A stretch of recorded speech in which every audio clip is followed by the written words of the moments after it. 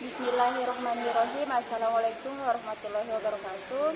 Baik, perkenalkan, nama saya Asri Aslita, Stambu 042 kelas A2. Di sini saya akan menjelaskan tentang beberapa hardware komputer. Yang dimana di sini ada hard disk. Nah, hard disk juga dikenal sebagai atau HDD, yang dimana yaitu perangkat penyimpanan magnetik yang digunakan untuk menyimpan dan mengakses data dalam komputer. Hard disk terdiri dari piringan magnetik yang berputar dengan kecepatan tinggi dan baca tulis dilakukan menggunakan kepala pembaca yang mengambang di atas piringan tersebut. Nah, kelebihan dan kelemahan hard disk di sini pasti ada kelemahan dan kelebihannya. Nah, di sini saya akan menjelaskan dulu mengenai kelebihannya. Kelebihan hard disk yaitu kapasitas penyimpanan yang besar. Hard disk menyediakan kapasitas penyimpanan yang jauh lebih besar dibandingkan dengan perangkat penyimpanan lainnya seperti SSD. Nah, kapasitas hard disk bisa mencapai beberapa terabyte yang cukup untuk menyimpan sejumlah besar file dan data. Dan kelebihannya yang kedua yaitu harga yang terjangkau. Hard disk biasanya lebih terjangkau dibandingkan SSD. Harga per gigabyte penyimpanan pada hard disk cenderung lebih rendah sehingga lebih ekonomis untuk menyimpan data dalam jumlah besar. Nah, ketiga yaitu toleransi terhadap goncengan. Hard disk memiliki keunggulan dalam toleransi terhadap goncangan dan getaran fisik. Meskipun masih rentan terhadap kerusakan akibat goncangan yang berlebihan atau jatuh, hard disk lebih tahan terhadap situasi tersebut dibandingkan dengan SSD yang tidak memiliki komponen mekanik. Nah, kelemahan hard disk yaitu satu, kecepatan transfer yang lebih lambat. Hard disk menggunakan komponen mekanik yang menyebabkan kecepatan transfer data yang lebih lambat dibandingkan dengan SSD. Ini berarti waktu akses ke data yang disimpan dalam hard disk lebih lama dan waktu booting sistem atau loading aplikasi bisa membutuhkan waktu lebih lama. Yang kedua yaitu rentan terhadap kerusakan fisik. Karena memiliki komponen mekanik, hard disk rentan terhadap kerusakan fisik akibat goncangan, getaran, atau jatuh. Jika hard disk mengalami kerusakan fisik, data yang disimpan di dalamnya dapat hilang secara permanen. Yang ketiga yaitu ada konsumsi daya yang lebih tinggi. Hard disk membutuhkan daya yang lebih tinggi dibandingkan dengan SSD. Ini berarti hard disk akan menggunakan lebih banyak daya baterai dalam laptop yang dapat mempengaruhi masa pakai baterai. Dan yang keempat yaitu tingkat kebisingan yang lebih tinggi. Aktivitas berputar dan membaca data dalam hard disk bisa menghasilkan suara yang terdengar, terutama pada hard disk yang lebih tua. Ini bisa mengganggu jika digunakan dalam lingkungan yang memerlukan keheningan seperti dalam studio rekaman atau kantor yang tenang. Meskipun hard disk memiliki kelemahan-kelemahan tersebut, mereka masih merupakan pilihan populer untuk penyimpanan data karena kapasitas yang besar dan harga yang lebih terjangkau. Namun untuk kinerjanya yang lebih cepat dan keandalan yang lebih baik, SSD seringkali dianggap sebagai alternatif yang lebih baik, terutama untuk sistem operasi dan aplikasi yang membutuhkan waktu akses yang cepat. Nah, selanjutnya yaitu di sini saya akan menjelaskan tentang motherboard. Nah, untuk tampilannya itu seperti ini.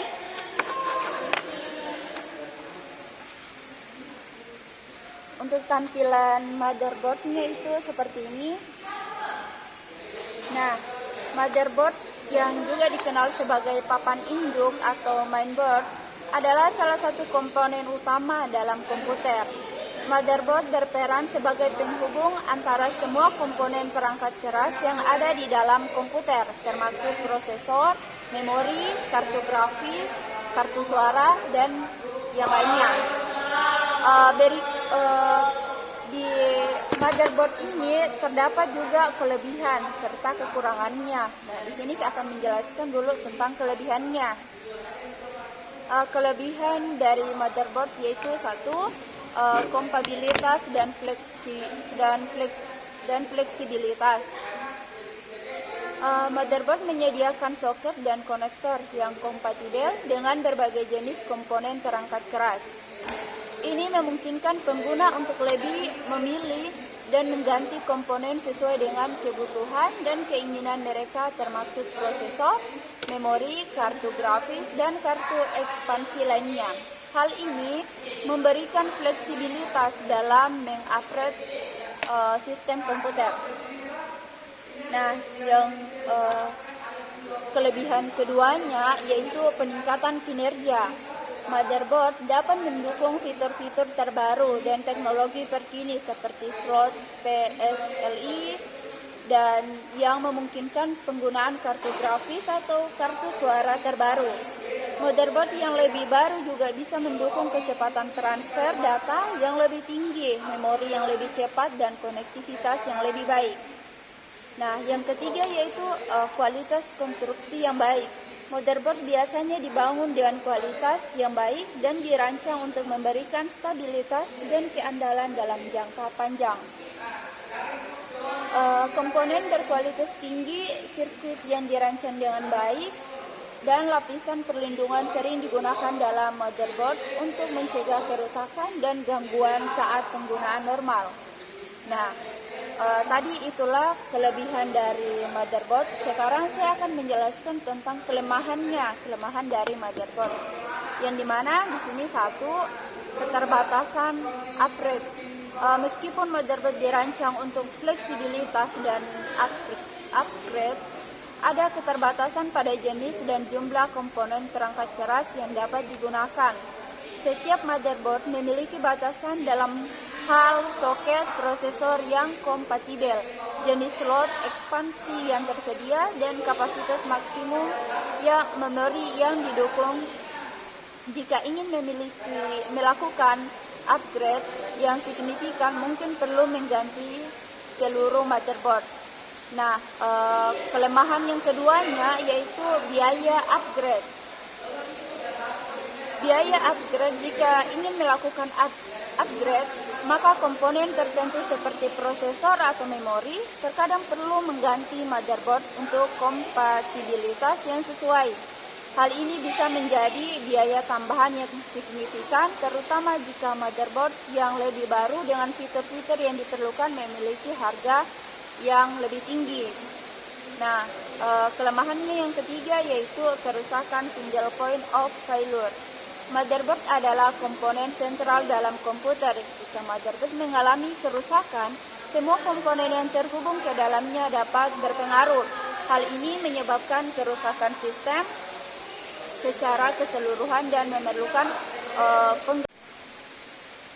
Nah, meskipun motherboard memiliki beberapa kelemahan, peran pentingnya dalam sistem komputer tidak dapat disangkal. Pemilihan motherboard yang tepat dan perawatan yang baik dapat memastikan kinerja yang optimal dan kemampuan untuk melakukan upgrade di masa depan.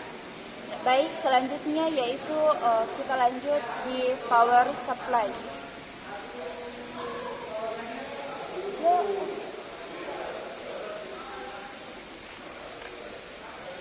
Baik, ini adalah contoh power supply yang ini.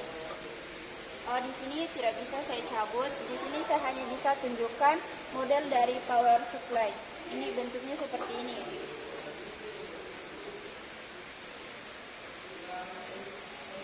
Baik, power supply yang juga dikenal sebagai PSU atau power supply unit adalah komponen dalam sebuah komputer yang menyediakan daya listrik yang diperlukan untuk menjalankan semua komponen perangkat keras. Fungsi utama power supply adalah mengubah arus listrik atau AC arus bolak-balik dari sumber daya listrik yang masuk menjadi arus listrik DC atau arus serah yang dibutuhkan oleh komponen-komponen dalam komputer. Nah, di power supply tadi itu memiliki kelebihan serta kekurangan juga. Di sini saya akan menjelaskan terlebih dahulu tentang kelebihan dari power supply. Kelebihannya yang pertama yaitu stabilitas daya. Stabilitas daya, power supply yang baik dapat memberikan tegangan dan arus listrik yang stabil kepada semua komponen dalam komputer. Ini penting untuk menjaga kinerja yang baik dan mencegah kerusakan pada perangkat keras akibat fluktuasi daya yang tidak stabil. Nah, yang kedua yaitu kelebihan yang kedua dari power supply yaitu perlindungan dari lonjakan daya. Power supply sering dilengkapi dengan perlindungan terhadap lonjakan daya yang dapat terjadi akibat petir atau gangguan lain pada sumber listrik. Fitur perlindungan ini membantu melindungi komponen komputer dari kerusakan yang disebabkan oleh lonjakan tegangan yang tidak terduga. Nah, yang ketiga yaitu efisiensi energi. Power supply modern umumnya dirancang untuk efisiensi energi yang tinggi. Ini berarti power supply dapat mengubah daya listrik yang diterima dari sumber daya listrik menjadi daya yang digunakan oleh komponen dengan tingkat kehilangan daya yang minimal. Efisiensi energi yang tinggi juga dapat membantu mengurangi konsumsi daya yang tidak perlu dan panas yang dihasilkan. Nah, itulah kelebihan dari power supply. Nah, selanjutnya di sini saya akan menjelaskan tentang kelemahan dari power supply. Yang pertama yaitu kualitas yang buruk dapat memicu kerusakan. Power supply yang murah atau berkualitas rendah dapat menyebabkan kerusakan pada komponen komputer atau bahkan keseluruhan sistem jika tidak berfungsi dengan baik. Tegangan yang tidak stabil atau tidak sesuai dengan standar dapat merusak perangkat keras dan mengakibat kegagalan sistem. Nah, kelemahannya yang kedua yaitu kebisingan. Power supply yang lebih tua atau murah seringkali menghasilkan kebisingan yang dapat terdengar dari unit sistem, terutama jika komputer ditempatkan di lingkungan yang memerlukan keheningan seperti di sekitar mikrofon atau dalam lingkungan kerja yang tenang. Nah, kelemahan yang ketiga yaitu kapasitas daya terbatas. Setiap power supply memiliki kapasitas daya maksimum yang dapat dihasilkan jika komputer memiliki kebutuhan daya yang tinggi. Misalnya untuk sistem dengan kartu grafis yang kuat atau banyak perangkat tambahan. Maka perlu memilih power supply dengan kapasitas yang sesuai. Jika kapasitas daya terlampaui, itu dapat menyebabkan overheat, kegagalan sistem, atau bahkan kerusakan perangkat keras. Pemilihan power supply yang baik dan berkualitas dengan kapasitas daya yang sesuai dengan kebutuhan sistem merupakan hal yang penting untuk menjaga stabilitas dan kinerja yang baik dalam komputer. Menghindari power supply yang murah atau berkualitas rendah. Baik, selanjutnya yaitu saya akan menjelaskan tentang RAM. Ini adalah bentuk RAM.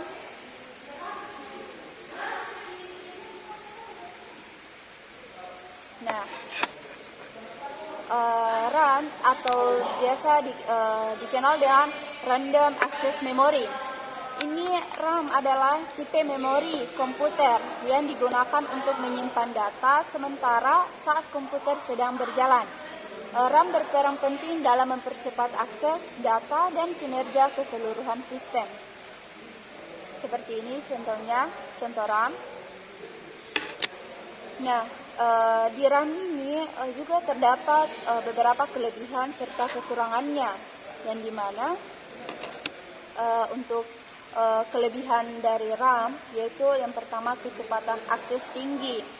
RAM memiliki kecepatan akses yang jauh lebih tinggi dibandingkan dengan penyimpanan jangka panjang seperti hard disk atau SSD. Ini memungkinkan komputer untuk dengan cepat membaca dan menulis data yang diperlukan saat menjalankan program dan aplikasi. Yang kedua yaitu kinerja yang cepat. Dengan adanya RAM yang cukup, komputer dapat menjalankan lebih banyak program dan aplikasi secara bersamaan dengan kinerja yang lancar. RAM memberikan ruang yang cukup bagi sistem operasi dan program untuk memuat dan menjalankan data dengan cepat sehingga mengurangi waktu tunggu dan peningkatan responsivitas. Yang ketiga yaitu kelebihan dari RAM, peningkatan produktivitas. Di sini memiliki RAM yang cukup, pengguna dapat dengan mudah melakukan multitasking seperti menjalankan beberapa program secara bersamaan, browsing web, mengedit dokumen, dan menjalankan aplikasi berat lainnya tanpa mengalami keterlambatan dan penurunan kinerja yang signifikan. Nah, di sini di RAM juga terdapat beberapa kelebihan serta kelemahannya.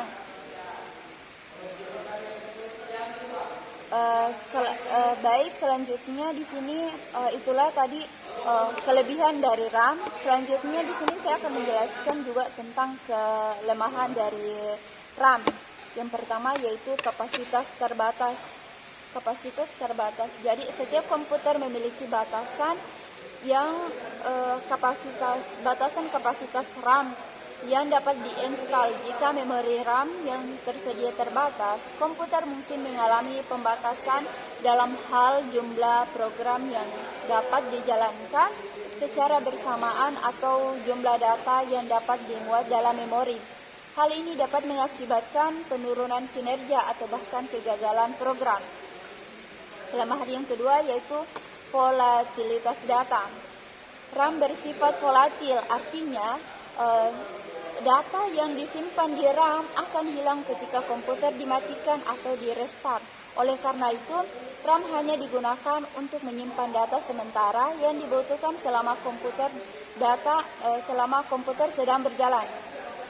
Data yang perlu disimpan dalam jangka panjang harus disimpan di penyimpanan jangka panjang seperti hard disk atau SSD.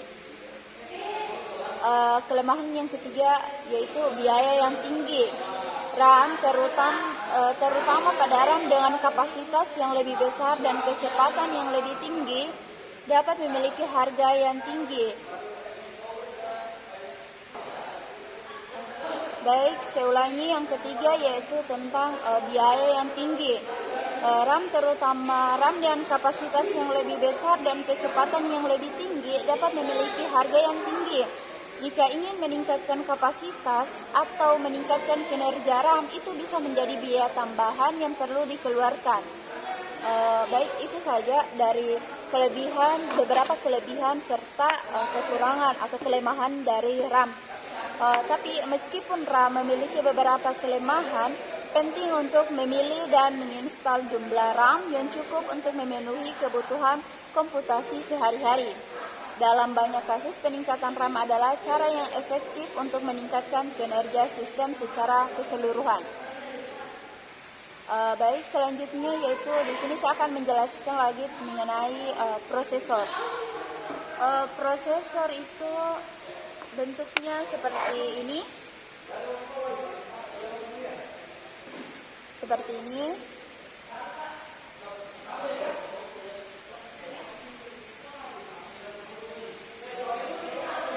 Nah, prosesor juga dikenal sebagai CPU atau Central Processing Unit, adalah komponen inti dalam sebuah komputer yang bertanggung jawab atas pemrosesan instruksi dan menjalankan operasi komputasi.